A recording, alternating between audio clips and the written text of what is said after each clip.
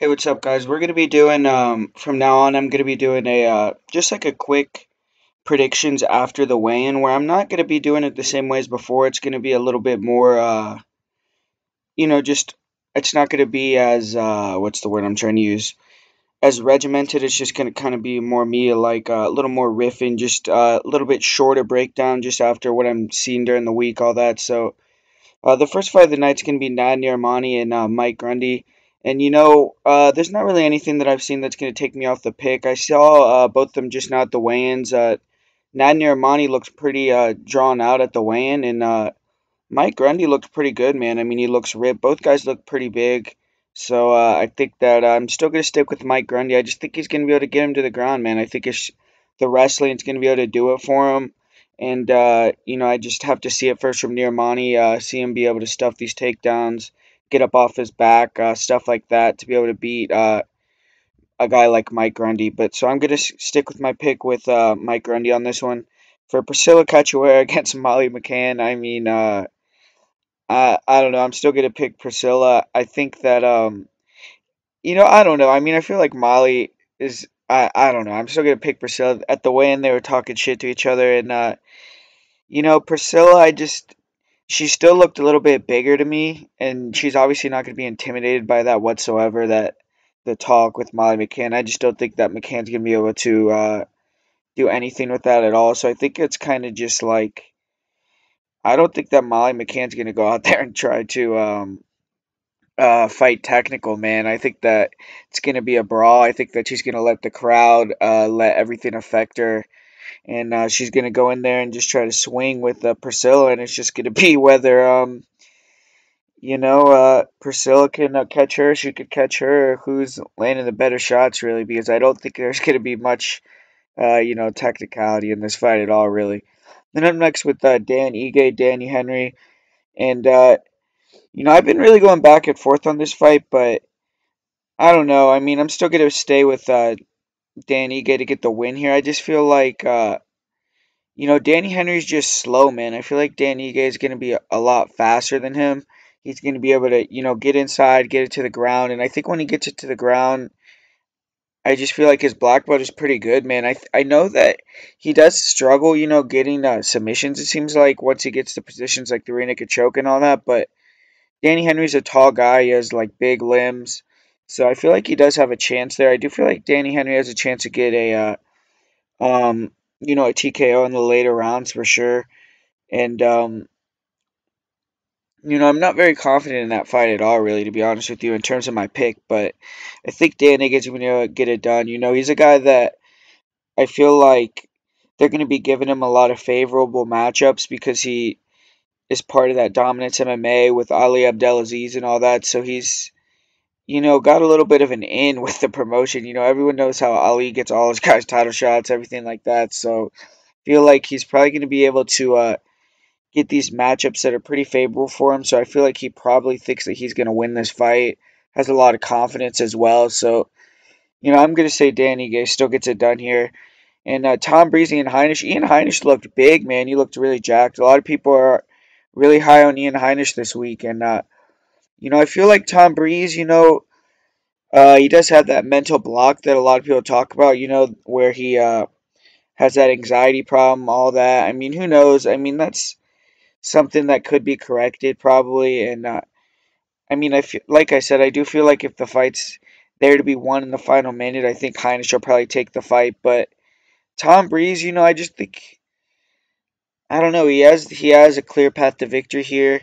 Now the fight's at like a pick'em odds, which is pretty crazy. I mean, I'm not still not gonna bet on Tom Brees, so that kind of shows you the maybe the confidence level that I have here. But I'm still gonna if Ian Heinisch gets the win here against Tom Brees, I'm really gonna probably start to think of him in a lot higher regard because Tom Brees is someone that I hold in really high regard in terms of technicality and all that. And I feel like Ian Heinisch is still a little raw, but has all the intangibles to become a really good fighter in the UFC. So if he's able to come in here and beat Tom Brees, beat Mutanch back to back, basically beat a guy who's a grappler with a little bit of striking, and now he's beating a guy who's a pretty good striker and very good jiu-jitsu guy. So it's two different styles, and he's able to take both of them out. I'd be very impressed. So, but I'm still going to stick with Tom Brees. I think he's going to get it done here.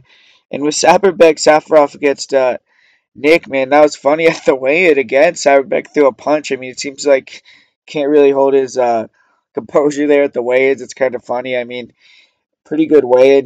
Nick looked like he was ready to go. He looks huge, man. I don't know if he's been being tested by USADA. I don't know, but he looks like both these guys are pretty big, pretty ready to go. And man, I mean, it's just like I said, it's a pretty low-level fight, but I mean, I'm gonna stick with Nick. I think he's gonna be able to get it done here.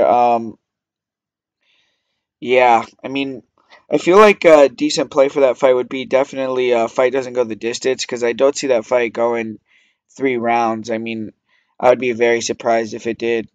And then for Mark Giacase against Joe Duffy, been hearing a lot of things with Joe Duffy, where he contemplated retirement, has some injuries coming in here, all that. So, it's kind of making me waver on my pick here a little bit, and I kind of want to pick Mark Giacase now, so I think I'm gonna switch my pick to Mark Giacase on this fight. I think I'm gonna say that he gets a knockout here. I do think that Joe Duffy is more technical on the feet with his boxing. He's better with jiu-jitsu, but I do think that Giacase could take him down, and I think that if he takes him down early, wears him out a little bit, makes Joe Duffy question if he wants to be in there. I think he could get a knockout, and I think he can get a knockout early as well. I just think that he's going to be the more hungrier guy in there after, some things I've been hearing. So I'm going to say change my pick Mark Diakase to get the victory there. And then Arnold Allen, Jordan Rinaldi, very close fight. Jordan Rinaldi looks great this week. He looks big, but Arnold Allen, he got that huge applause at the weigh-ins. Looks ready to go. He's younger. He should be getting better and better with every single fight that he comes out here with. And, I feel like Rinaldi just definitely needs to slow the pace of the fight.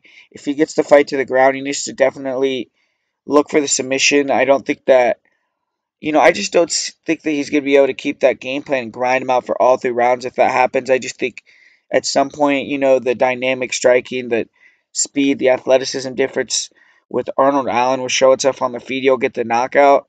But if Rinaldi could take him down and get a submission, I think that's probably his best bet because I think as the farther as the fight goes in, I just think Rinaldi's going to slow down, man. I don't know why, but I just feel like Arnold Allen, he just gets everyone going backwards. He puts that pace on people, and he's just proven it that he could finish the fights in the later rounds. So Arnold Allen for the win there, but I really wouldn't recommend parlaying that up. I wouldn't recommend putting that in a lot of bets, anything like that, just because I definitely think that Jordan and Audie could get the win there. I know a lot of people have confidence in Arnold Allen, but I don't have that same type of confidence really. And then Jack Marshman, John Phillips. Jack Marshman missed weight for this fight. John Phillips, uh, they've kind of been talking shit a little bit back and forth. Phillips says that he's wanted this fight for a long time, and then Marshman was saying that he's turned it down more than once. So I don't know who's telling the truth there, who's lying, but I don't know. I mean, Marshman did say in the interviews that John Phillips only has one way to beat him. He has good wrestling, good jiu-jitsu, but now he missed weight. Phillips did get up a couple times against a guy, in my opinion, who's much better on the ground than Jack Marshman. I mean, you can't say that just because you've never seen Marshman on the ground, but I would be very surprised if he was better on the ground than Kevin Holland. And he was able to get up under Kevin Holland a couple of times. And with Marshman missing weight, comes in there having a different game plan, trying to grapple. Could see that backfiring on him as well, and him gassing out. So definitely really like my play here on John Phillips. I feel like as an underdog that's a lot of value, and definitely think that he has a good chance to get the win here. I mean, I think that he's going to be motivated. I think that he knows that it's kill or be killed here. The loser's going to get cut, and I think that he has more left in the tank, man. Jack Marshman's talked about retirement before. He's now missed weight for 185. So, before he was trying to go to 170. Now he misses weight at 185. So, very odd, I mean, interesting. So, I feel like John Phillips definitely probably is taking this more serious. He's never gotten a UFC win. Marshman's had success. So, I'm going to say John Phillips goes in there and gets a first round knockout, man. So I'm even more confident in John Phillips to get the win there.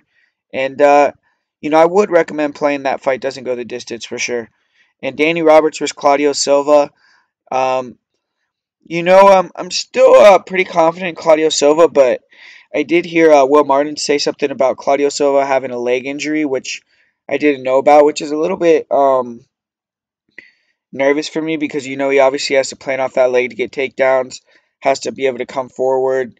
If he gets kicked a couple times, what's going to happen? So kind of makes me a little bit more trepidatious on my pick there. I do have a bet on Claudio Silva in a parlay, but I still think that he's just a winner, man. And I've seen Danny Roberts just put himself in too many bad positions on the ground. Don't have trust in Danny Roberts, man. Like I've seen him just drop the ball too many times. And Claudio Silva, I've never seen him drop the ball. I've seen him beat pretty elite guys like Leon Edwards. He beat Nordine Taleb in the first round. So I feel like Claudio Silva should be able to go in there and get it done. I think that, both these guys are motivated, though. Danny Roberts is talking about fighting top guys in the division. He's calling out big names. Claudio Silva, with the win here, he'd be, I think, 5-0 in the UFC. So obviously he would get a big name. So this is a big fight for both these guys' trajectory in their careers. And, I'm getting a little bit less confident in my pick with Claudio Silva, but I'm going to stick with him, pick him by submission. And, yeah, so I'm going to stick with Claudio Silva there. Nathaniel Wood and Quinones, I'm very confident Nathaniel Wood's going to get it done here. The lines drop it again into a playable range, in my opinion, for Nathaniel Wood. So I feel like if you want to bet him, you could bet him now. He's, I think, like minus 250, which I'm pretty surprised about that. Not sure why the line's dropping it that way, but I feel like he definitely, is just the better athlete. He's better on the feet. He's better on the ground. He's fighting at home. He's fighting a guy who likes to win decisions. And fighting a guy who's a little bit chitty. So, I don't really see where the betters are coming in for Quinones here and why. But, yeah, I feel like Nathaniel Wood, he's a good guy to put in parlays, and he's a good bet to win here. And I actually think he's going to get a finish. So, um, yeah, Nathaniel Wood all day there. Up next, Volkan Ozdemir, Dominic Reyes, and Volkan Ozdemir and Dominic Reyes both look pretty confident, man. Especially Dominic Reyes. He's been talking in absolutes here, like when he finishes Volkan, when he dominates the fight, that he's looking up at bigger and better things. He wants to fight number one contender fight for the belt. He's ready to take out John Jones when he gets there, and extremely confident for Volkan. He's had a lot of trouble in this camp, obviously not being able to go to combat club, having to train out there in Switzerland. But he has his back against the wall, and he's a dangerous guy when you have your back against the wall like that. I feel like the demeanor of Dom Reyes has kind of pumped him up even more, for sure. But I just feel like Dominic Reyes is better everywhere, and I do feel like he's the guy that's more on a mission here. I feel like if Dominic Reyes is put in a bad spot, that he's almost shown the door, I feel like he'll persevere. I feel like if Volkan Ozdemir is put in a bad spot, he's shown the door almost. He will, walk out that door. So I'm going to go with Dominic Reyes. I think that he is going to get a finish here, and I think it's going to be fairly dominant. I think he's going to make Volkan miss. He's going to come back with counters. He's going to hurt him, or he's going to take him down and get a submission. But I feel like Dominic Reyes is the rightful favorite here, and he's going to get the win. And his line is dropping as well. I see that he's like minus 230, which you know I would recommend playing that minus 230. I feel like inside the distance as well. So I do like Dominic Reyes in this spot. And then Gunnar Nelson, Leon Edwards. Nothing's really taking me off my confidence level for Leon Edwards. I've liked everything I heard. I don't really think that he's being serious when he's saying that he might submit Gunnar Nelson. I mean, unless he drops him and hurts him, but I do think that he's very confident in himself on the ground. I do think, like I said, that he's very good on the ground. I think he's one of the best guys in the division in terms of MMA wrestling. I just think that he gave Kamaru one of his best fights. He was able to win the first round against Kamaru. And Gunnar Nelson just has to beat a grappler of that caliber for me to trust him, man. I just don't think that he's ever beaten a great wrestler. He hasn't beaten anyone that's that noteworthy. He beat Alex Cowboy, but Alex Cowboy is a guy that's getting taken down by Carlos Condit. So I just think that Leon Edwards is going to be the quicker guy, the more technical guy on the feet. I think that he knows what this does for him. I think that he's going to enjoy the moment in there. I think he's going to go in there. I think he's going to be able to just stay calm, stay technical, and win a decision here. And yeah, so I'm pretty confident by Leon Edwards' pick. So sticking with that there. I know a lot of people are on Gunnar Nelson, and if Gunnar Nelson wins, I'll be the first one to say that I was wrong. But sticking with Leon Edwards, and then George Masvidal, Darren Till. Interesting. Darren Till looks a little bit smaller this week to me. It didn't look like he has that same type of size advantage that he did against Masvidal before. So it's a little bit closer of a fight in my opinion in my head now. And Darren Till looks a little bit uncomfortable. His body language around George Masvidal this week. He looks like he's maybe looking up to him a little bit. But man, I mean, I don't know. I mean, Darren Till might go in there and freeze. I'm getting that kind of feeling now, but I'm not going to take off my pick. I'm still going to pick George Masvidal, but I do kind of get that feeling that Darren Till might go in there and lay an egg, man. I mean, who knows? Could be completely wrong here, but just kind of get that weird feeling that Darren Till might go in there and lay an egg here against George Masvidal, but we'll see what happens. Um, so yeah, I'm gonna be start doing this every week. I know it's just kind of like a quick little recap, but yeah. So for some different types of plays, prop type plays, I would give. If I were saying if you want to play this Dan Ige fight, I would say Dan Ige in the first round would be a good play. I don't know the odds on that, but I definitely think that he definitely has a chance to win in the first round. And then live bet that if he's looking like he's getting a little bit slowing down, then put a bet on Danny Henry, and maybe you'll be able to hedge it a little bit. But I do think first round for Dan Ige is a good pick there. I think that if you want to pick Ian Heinisch, I think that he definitely has a chance to finish in the third round. And I feel like more likely Tom Brees will win a decision.